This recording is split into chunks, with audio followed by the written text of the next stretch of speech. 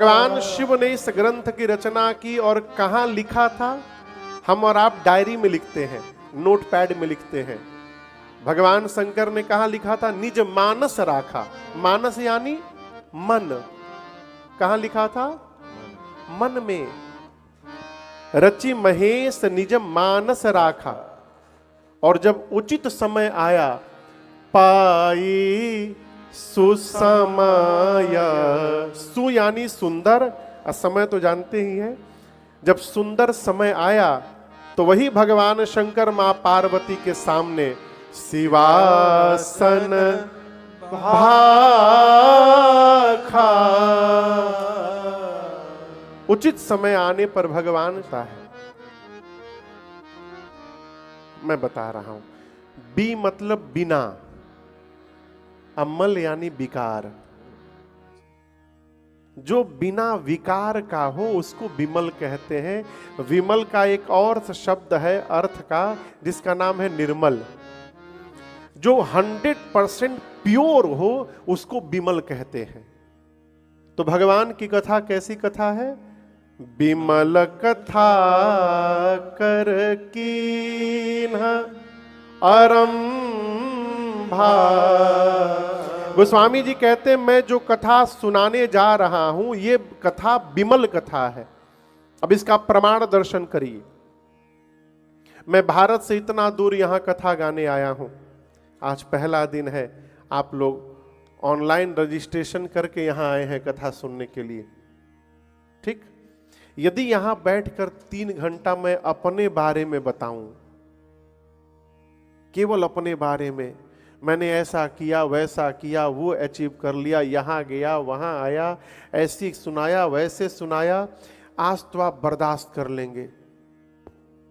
शायद महाराज कल कथा सुनाए, आप फिर कल आए और कल फिर मैं वही बात सुनाऊं, आप कितने दिन बर्दाश्त करेंगे? मैं पूछ रहा हूं, कितने दिन बर्दाश्त करेंगे? हाँ, उधर बहन जी बोल रही 1 दिन, कल आप भाग जाएंगे यूएस। हाँ, ये मैं क्यों कह रहा हूं? जीव की कथा, पहली बात तो जीव की कथा होती ही नहीं है। जीव की कथा और जगदीश की कथा में इतना ही अंतर है कि जीव की कथा सुनने लीजिए तो सर में व्यथा बढ़ जाएगी, अब भगवान की कथा सुन लीजिए तो जीवन की व्यथा समाप्त हो जाएगी। ये मूल अंतर है। कोई आदमी डेली आकर आपको अपने बारे में बतावे, मैंने वो किया, मैंने ये किया, मैंने वो किया, मैं तो समझ जाता हूं 1.5 घंटा मेरा गया इस समय का। हाँ। अब मेरे से बहुत बड़े हैं इसलिए मैं उनको कुछ बोलता नहीं हूं, मैं चुपचाप सुनता रहता हूं। कहने का अर्थ है, यदि कोई आकर आपको नित्य अपने बारे में बताए तो आप कहेंगे आ गया, फिर सर का दर्द बढ़ाएगा मेरा ये। लेकिन एक ही कथा हम लोग पिछले 15 साल से गा रहे हैं, ये कथा आप बचपन से सुनते आ रहे हैं। इस कथा से सर का दर्द बढ़ता नहीं है, जितना दर्द है वो समाप्त हो जाता है। यही प्रमाण है कि ये भगवान की कथा विमल कथा कर कीन्ह अरंभा। सुनत न साहि काम मद दंभा। इस कथा को सुनने मात्र से काम मद दंभ समाप्त हो जाएंगे। क्या समाप्त हो जाएगा? काम मद दंभ। यू नो काम मद दंभ?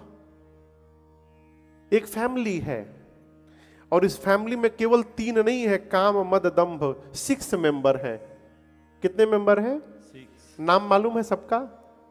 काम बोलिए, क्रोध, मद, मोह, लोभ, अब मत्सर।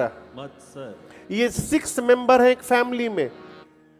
और आई एम सो सॉरी, यहां जितने लोग बैठे हैं ऐसा कोई नहीं है जिसको इस 6 मेंबर में से कोई ना कोई एक मेंबर ना पकड़ा हो। एटलीस्ट एक तो पकड़ा ही पकड़ा होगा। मे भी पॉसिबल किसी में 4-5 भी हो। इन्हीं 6 को विकार कहा गया है। किसी के अंदर काम बहुत है तो किसी के भीतर क्रोध बहुत है। 24 घंटा यहां धनुष बाण बना रहता है, बिना मतलब का टेंशन 24 आवर्स। किसी में मद बहुत है कोई मेरे जैसा? किसी में लोभ बहुत है, और कुछ नहीं है तो मोह है। अब मोह के साथ साथ किसी में मत्सर है। मत्सर यानी जेलस, ईर्ष्या। ये बहुत खतरनाक बीमारी है, ईर्ष्या वाली। जैसे किसी को गैस्ट्रिक हो जाए ना, गैस, तो हर 2 मिनट पर वो गैस निकालेगा। उसको यहां जलन होता है, लगता है आग आग लग गया हो सीने में, हमेशा जलता रहता है, इनो पीता रहता है। एंटासिड बोलते हैं ना उसको, हाँ डॉक्टर साहब, वो पीता रहता है। उसी प्रकार जिसको ईर्ष्या रूपी बीमारी हो जाए ना, मत्सर, वो बहुत परेशान रहता है बेचारा। जहां किसी घर में नया सोफा देख लिया, अब उसको जलन शुरू हो गई, अब वो डिस्टर्ब हो जाएगा। भगवान से प्रे करेगा जल्दी फट जाए। ये 6 बीमारियां सबके भीतर है। किसी में 1 है, किसी में 2 है। यदि कोई कह रहा है, आई एम सो सॉरी, यदि कोई कह रहा है कि मेरे में 1 भी बीमारी नहीं है, मैं उसके चरण में दंडवत करने को तैयार हूं। लेकिन गोस्वामी जी कहते हैं, इस कथा को सुनते रहने से सुनत न साही काम मद दम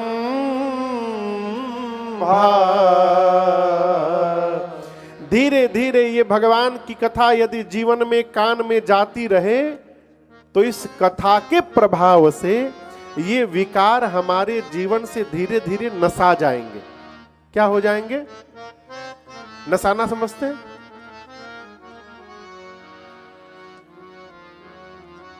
नाश हो जाना। कैसे नाश हो जाना? प्रोसेस क्या होगा नाश होने का, पता है? अच्छा, यहां तो स्नोफॉल होता नहीं होगा, बारिश में कभी ओला गिरता है, बर्फ। कथा जीवन के विकार को धीरे धीरे समाप्त कर देती है।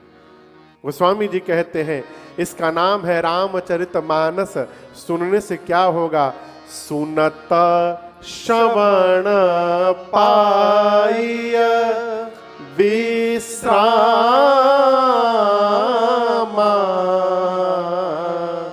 गोस्वामी जी कहते हैं, इस कथा को सुनने से मन को विश्राम मिल जाएगा। क्या मिल जाएगा? विश्राम। आप लोग विश्राम करते हैं? कब? बोलिए। योगेंद्र जी विश्राम किए हैं आज?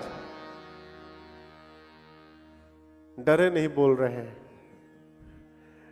दोपहर में जो पावर नैप लेते हैं 1 घंटे का चाहे आधे घंटे का, वो विश्राम नहीं है। इस बात को ठीक से समझिएगा। जीवन में एक बार यदि विश्राम मिल गया, एक बार, उसके बाद दोबारा जीवन में कभी दुख आ ही नहीं सकता है। फिर उसके जीवन में हमेशा आनंद ही आनंद बना रहेगा। विश्राम क्या है?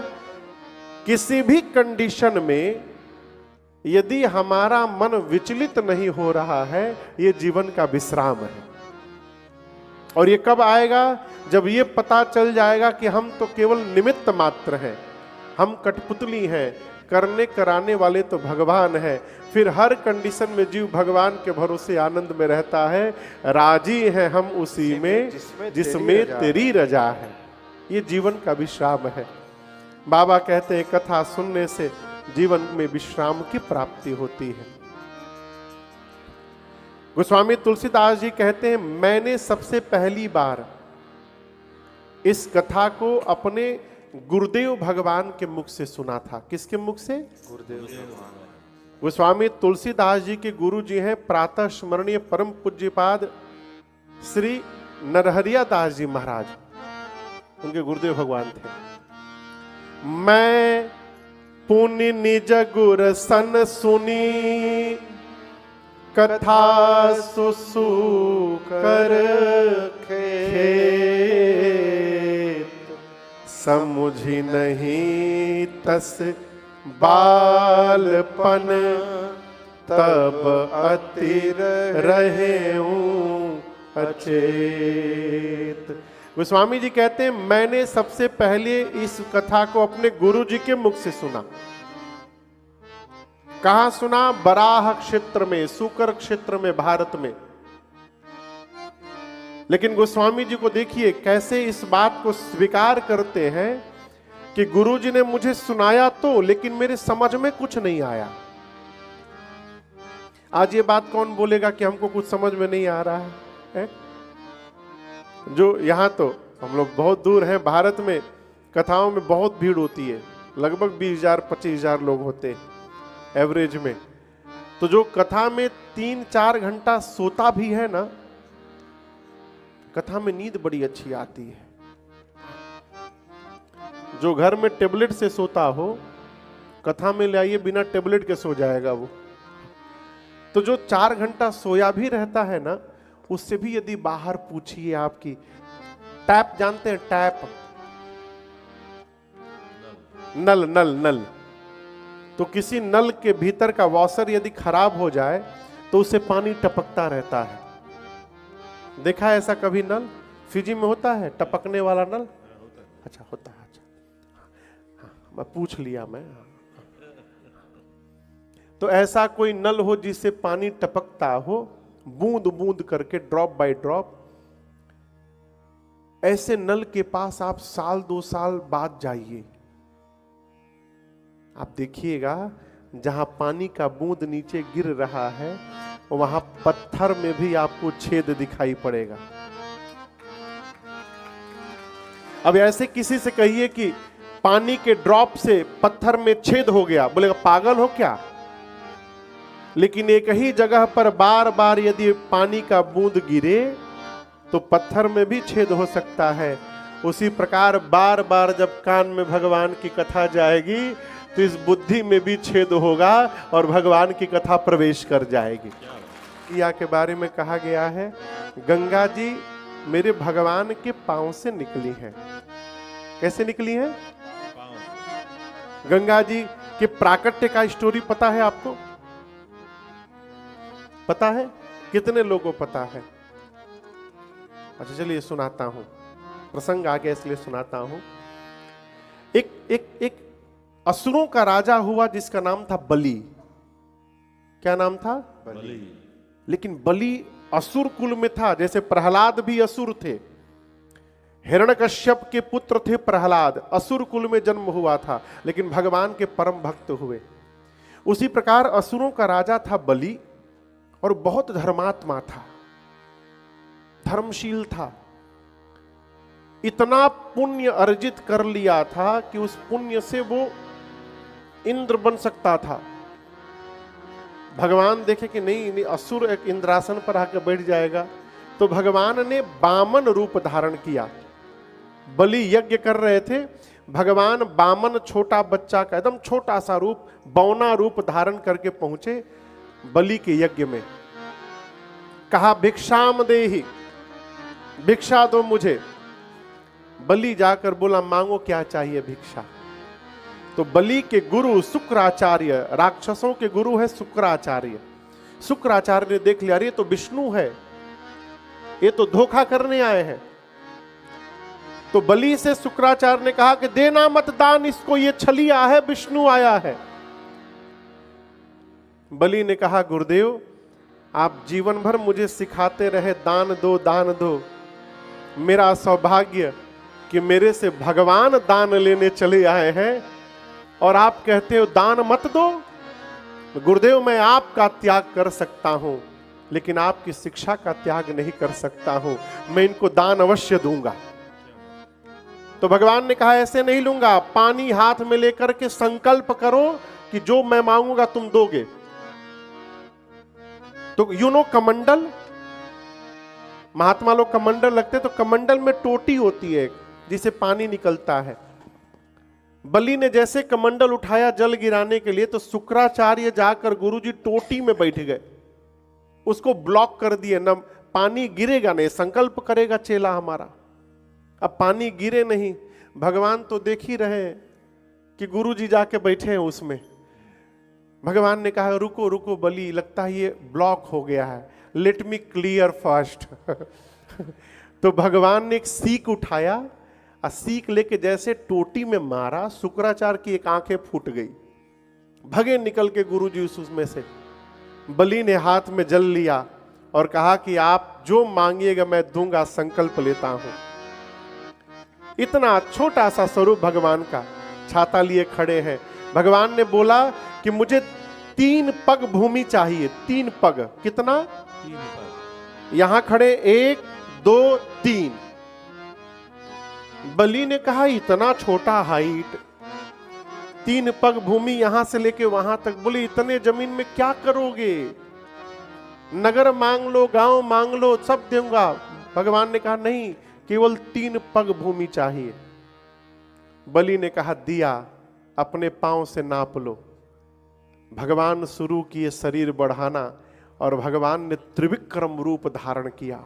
इतना बड़ा शरीर बना लिए भगवान कि 2 स्टेप में ही 3 लोक 14 भुवन नाप गए। 2 पग में ही पूरी सृष्टि नाप गए। बोले बलि तीसरा बाकी है, ये कहां रखूं? बलि समझ गया भगवान की लीला चल रही है। बलि ने कहा प्रभु तीसरा पग आप मेरे सिर पे रख दीजिए। भगवान ने बलि के सिर पे रखा और बलि पाताल चले गए, पाताल पहुंच गए। फिर भगवान ने कहा बलि मैं तुमसे बहुत प्रसन्न हुआ, अब मैं कहता हूं तुम मुझसे वरदान मांगो। तो पाताल में जब बलि गया और उसका जो महल था उसमें कई दरवाजे थे, कई दरवाजे। तो बलि ने कहा कि प्रभु मैं यही चाहता हूं, जिस दरवाजे की तरफ मेरी दृष्टि जाए वहां मुझे आप ही का दर्शन प्राप्त होता रहे, इसके अलावा हमें आपसे दूसरा कुछ वरदान नहीं चाहिए। तो भगवान जब नाप रहे थे पांव बढ़ा करके, और वो पांव जब ब्रह्मलोक में पहुंचा ब्रह्मा जी के पास, तो समझिए ब्रह्मलोक है, यहां ब्रह्मा जी खड़े हैं और ये पांव उठा है क्रॉस करने के लिए। जितना टाइम लगा पांव को बढ़ने में, उतनी देर में ही ब्रह्मा जी कमंडल से पानी निकाले और भगवान का दाहिना पांव धो लिए, लेकिन पूरा पांव नहीं धो पाए। दाहिना पांव के अंगूठे में जो ये नेल है, नाखून, नाखून का सामने का अग्र भाग केवल उतना ही धो पाए, तब तक पांव ऊपर चला गया। तो जो दाहिना पांव के अंगूठे के नाखून के अग्र भाग को धोकर जो पानी उन्होंने कमंडल में रखा, वही गंगा जी है, वहीं पर गंगा जी का प्राकट्य हुआ। गंगा जी भगवान के सिर से पांव से प्रकट हुई, इसलिए भगवान शंकर ने उस गंगा को सिर पे धारण कर लिया है। अब यहां दर्शन करिए, गंगा गोमुख में प्रकट हुई। कहां? गोमुख। आप लोग जानते हैं गोमुख?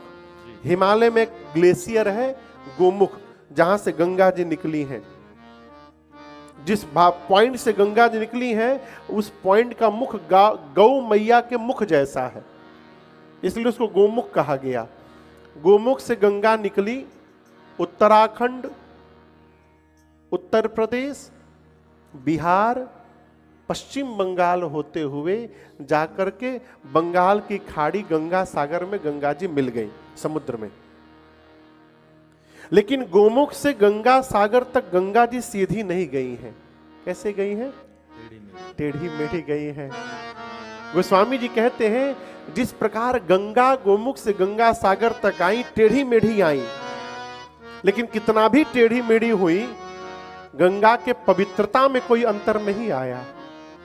गोमुख में गंगा जितनी पवित्र थी, उतनी ही पवित्र गंगा सागर में है। उसी प्रकार ये मेरी कथा टेढ़ी मेढ़ी भले है, लेकिन जिस प्रकार गंगा पवित्र है, उसी प्रकार ये मेरी कथा भी पवित्र है, इसका मुझे भरोसा है।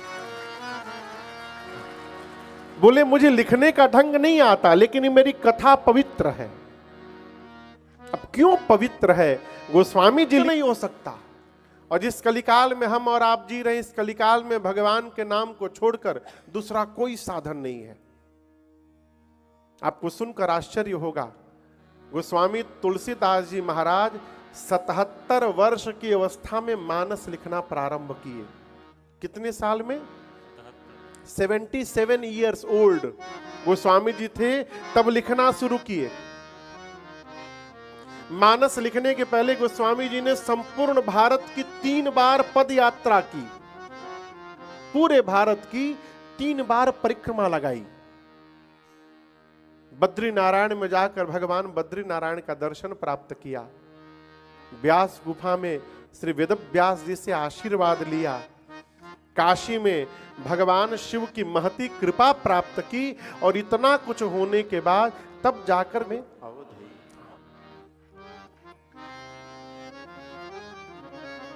आपको सुनकर आश्चर्य होगा, गोस्वामी जी 7 दिनों तक संस्कृत में लिखते रहे। किस भाषा में? दिन भर लिखते थे, रात को सोते थे, अगले दिन जगते थे, तो कल जो लिखा था वो अपने आप मिट जाता था। 7 दिनों तक ऐसे चला। 7 दिन बाद भगवान शिव और मां पार्वती ने गोस्वामी जी को दर्शन दिया सपने में, और बाबा ने आदेश दिया, गोस्वामी जी आप रामचरितमानस की रचना संस्कृत में न करके गांव की भाषा में करिए, ग्राम गिरा में। क्यों? बाबा बोले आगे चलकर ये भाषा समझना सबके बस की बात न रह जाएगी, तो फिर कलयुग के जीव का उद्धार कैसे होगा? तो शंकर जी के कहने पर गोस्वामी जी ने गांव की भाषा, अवधी भाषा में मानस की रचना की। प्रारंभ में तो बड़ा विद्रोह हुआ, लेकिन भगवान शंकर ने इसको प्रमाणित किया, तब जाकर मान्यता प्राप्त हुई। और इसका प्रमाण दर्शन करिए। आप में से कितने लोग को गीता का श्लोक याद है? पूरा धंस गया है। एक तो ये भारत के बाहर का जो ये गद्दा होता है ना, भगवान मालिक है।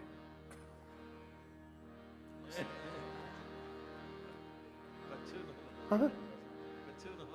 कुछ पता नहीं चला ना, लेकिन बाहर निकलकर आप बोलेंगे महाराज न जाने कौन कौन सा लैंग्वेज बोल रहे थे। हाँ, लेकिन हमारी इस ज्ञान का आपको क्या लाभ मिला? आप सोचिए।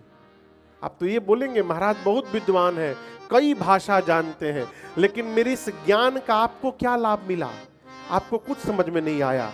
तो इसलिए गोस्वामी जी ने कथा को इतना सरल बना दिया कि एक छोटा बच्चा भी इस कथा में बैठ के कथा को समझ सके, तब जाकर उसका जीवन पर प्रभाव पड़ेगा। है? मानस में एक ऋषि हैं जिनका नाम है याज्ञवल्क्य।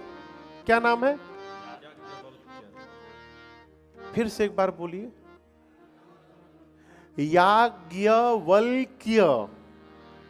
य में आ की मात्रा ज्ञ, व आधा ल आधा क य। इतना टेढ़ा नाम है महात्मा जी का। शुद्ध नाम लीजिए, जीभ टेढ़ी हो जाए। गोस्वामी जी बोले इतना शुद्ध, इतना टेढ़ा नाम तो कोई ले ही नहीं पाएगा। तो गोस्वामी जी ने नामे बदल दिया, याज्ञवल्क्य जी का नाम लिख दिया जागबलिक। क्या लिख दिया? ये तो ले लेगा ना कोई। हमारे बिहार में स्टेशन कोई नहीं बोलता है। तब राम जी ने सुग्रीव से एक बात कही कि मित्र, पूजा डेली करनी पड़ती है, दर्शन भी बार बार करना पड़ता है, व्रत भी रखना पड़ता है, माला भी जपना पड़ता है बार बार, लेकिन एक काम ऐसा है जो मनुष्य जीवन में केवल एक बार कर दे, राम जी कहते हैं, तो मैं उस जीव की जीवन भर रक्षा करता हूं। एक बार कर दे। कौन सा काम? सक्रदेव प्रपन्नाय तवास्मिति च याचते। वो एक बार हाथ उठाकर कह दे प्रभु हम आपकी शरण में हो गए हैं, मैं जीवन भर उस जीव की रक्षा करता रहता हूं, ये मेरा वचन है, मेरा संकल्प है। ये भगवान कहते हैं। इसलिए शरण में जाइए। प्रातः स्मरण पूज्य बिंदु गोस्वामी जी कहते हैं, बहुत दिन वो कथा सुनाने जा रहा हूं जो तीर्थराज प्रयाग में याज्ञवल्क्य ऋषि ने भरद्वाज जी को सुनाई थी। अब दूसरा घाट आ गया, क्या नाम है? कहां पर ये दूसरा घाट है? जोर से बोलिए। तीर्थराज प्रयाग। कथावाचक का नाम है याज्ञवल्क्य ऋषि, श्रोता कौन है? श्री भरद्वाज जी। ये दूसरा घाट। इस घाट का नाम है कर्म कांड घाट। क्या नाम है? जीवन में क्या करना चाहिए, क्या नहीं करना चाहिए, ये सारी बात याज्ञवल्क्य ऋषि ने बताई भरद्वाज जी को। ये दूसरा घाट। याज्ञवल्क्य ऋषि भरद्वाज जी से कहते, मुनिवर मैं आपको वो कथा सुनाने जा रहा हूं जो कैलाश में बैठकर भगवान शंकर ने मां पार्वती जी को सुनाई थी। तीसरा घाट कहां पर है? कैलाश। कथावाचक कौन है? शंकर भगवान, श्रोता पार्वती मैया। इस घाट का नाम है ज्ञान घाट। क्या नाम है? ज्ञान घाट। ज्ञान की सब बात भगवान शंकर ने बताई। ज्ञान समझते हैं? ज्ञान क्या है? किताब पढ़ लेना ज्ञान नहीं है, जानकारी है। ज्ञान क्या है?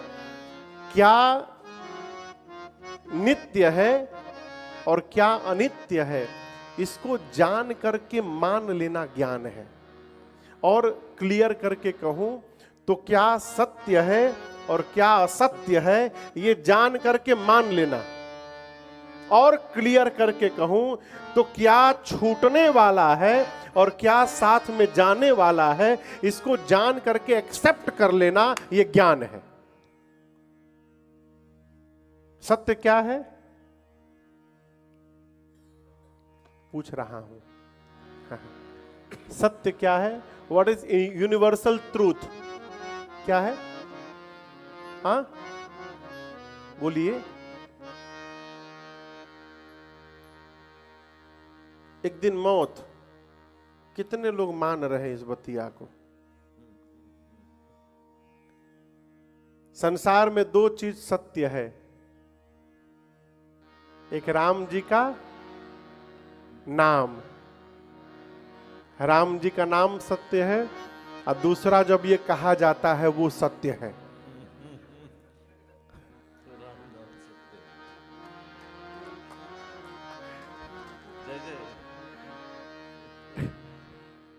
आना कंफर्म नहीं है, लेकिन जो आ गया है उसका जाना कंफर्म है। No waiting list, no reservation against cancellation RAC। जो आता है एकदम कंफर्म टिकट लेके आता है। और कभी कभी VIP लग जाए तो टाइम के पहले भी जा सकता है। एक राम जी का नाम सत्य है और दूसरा मृत्यु सत्य है। हो इसके बाद जितना दिख रहा है ये सब झूठ है। अच्छा आप बताओ, मरना है कौन नहीं जानता? जानना अलग पक्ष है, लेकिन उसको मान लेना बिल्कुल अलग पक्ष है। आदमी जानता है मरना है, लेकिन उसके बाद भी जमीन के लिए झगड़ा हो रहा है।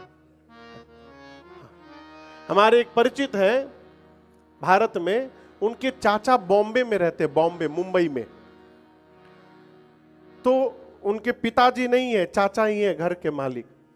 तो चाचा ने क्या किया, भतीजे से धोखे से और सारी प्रॉपर्टी भतीजे की अपने नाम करा ली।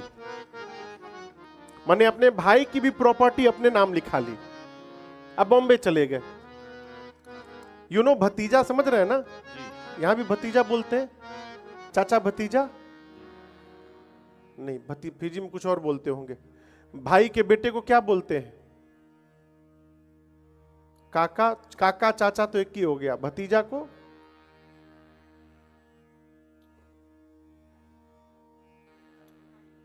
अच्छा, भाई के लड़के को भी बेटा ही बोलते हैं। अच्छा कोई बात नहीं, उसका एक शब्द है भतीजा। बेटा बोलना चाहिए, अच्छी बात है, लेकिन उसका शब्द क्या है? भतीजा। जब भतीजे को पता चला कि चाचा ने मेरे साथ गेम कर दिया मेरी भी प्रॉपर्टी अपने नाम करा ली, तो वो ट्रेन पकड़ के बॉम्बे गया। कौन गया?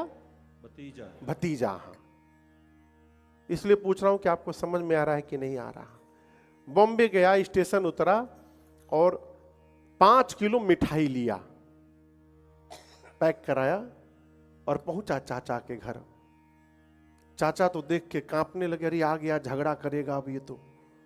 भतीजा गया, मिठाई का डब्बा दिया, चाचा को दंडवत किया, कहा चाचा आपने धन्य कर दिया कुल को। चाचा पूछे क्या हुआ? बोले जो काम कोई नहीं कर पाया वो काम आप कर दिए। पूछे क्या किया मैंने? बोले चाचा वही जमीन है जो हमारे परबाबा नहीं ले जा पाए, ये वही जमीन है जो हमारे आजा नहीं ले जा पाए, ये वही जमीन है जो मेरे बाबूजी नहीं ले जा पाए। लेकिन धन्य है मेरे कुल में आप, जो आप पूरी प्रॉपर्टी अपने साथ लेकर जाएंगे, आप धन्य हैं। बोले मैं कैसे लेके जाऊंगा? अरे आपने मेरे पिताजी की जमीन अपने नाम करा ली तो छोड़ के जाएंगे? आप तो सब लेके ही ना जाएंगे यहां से, ऐसे थोड़ी आप लिए होंगे। तो आप धन्य कर दिए हमारे कुल को, प्रणाम किया और वापस बैक टू होम। चाचा को रात में नींद नहीं आई।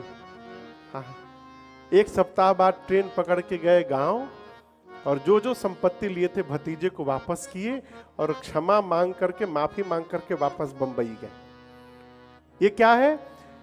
सब छूटेगा, ये जान सब रहे हैं, लेकिन मान कौन रहा है? वो आई एम सो सॉरी।